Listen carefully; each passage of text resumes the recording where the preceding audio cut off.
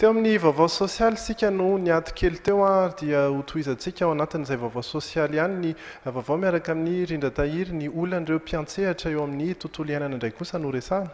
Manohy ny asany hatrany ireo sehatra miankina sy ny fiarahamonim-pirenena izay miasa eo anivon'ny tontolo iainana na dia tsy misy minisitra tompon'andraikitra voalohany intsony azy izy ireo amin'izao fotoana izao. Raha nambaran'ny Alliance Voarigasy manokana dia tsy tokony hosakana ny olana rehetra sedrain'ny tontolo iainana izany fa anjarany tsirairay ny fandraisana andraikitra.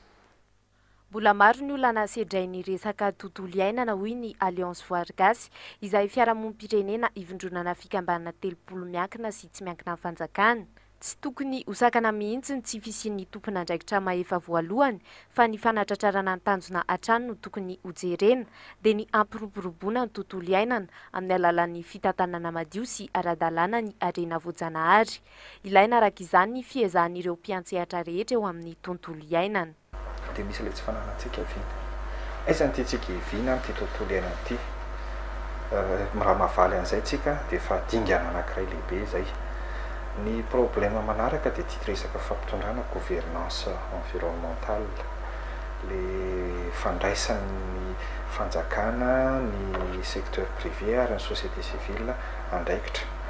Misy amin'ireo zany ohatra ny société civile somary amaivana kely ny asany nefa tena ilaina izy eo amin'ny resaka fanaraha-maso fotsiny ohatra ny zavatra ataona amin'ny resaka fijery ivelany fotsiny na fampatsihivana ny fanjakana amin'ny zavatra tokony atao.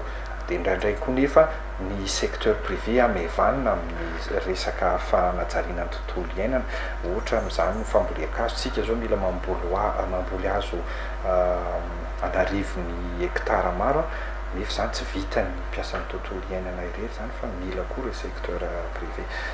Rehefa mahatsiaro tena ho manana andraikitra mivantana ny fikambanana iray dia tokony tsy hiandry lehibe intsony ny fanatanterahana izany hoy hatrany ity mpandrindra nasionaly ny Alliance Voarigasy ity.